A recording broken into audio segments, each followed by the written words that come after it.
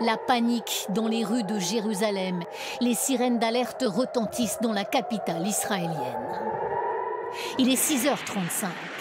Des milliers de roquettes tirées de Gaza s'abattent sur l'État hébreu. Le Hamas vient de lancer une attaque à grande échelle.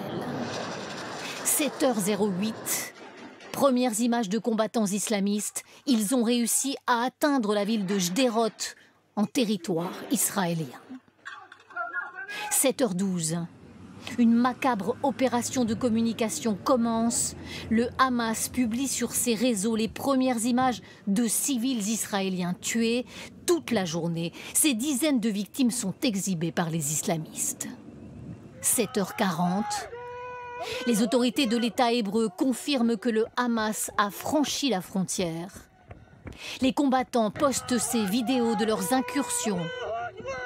Il s'agit de créer un climat de terreur chez les Israéliens. Le Hamas attaque avec des drones.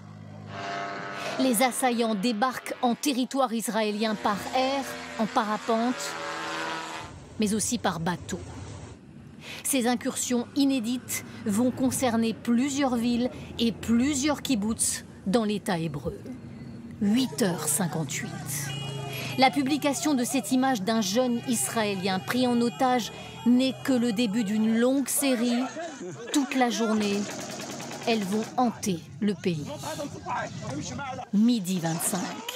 Une étape est franchie, puisque cette fois, ce sont des soldats israéliens qui sont sortis de leurs chars et traînés à terre.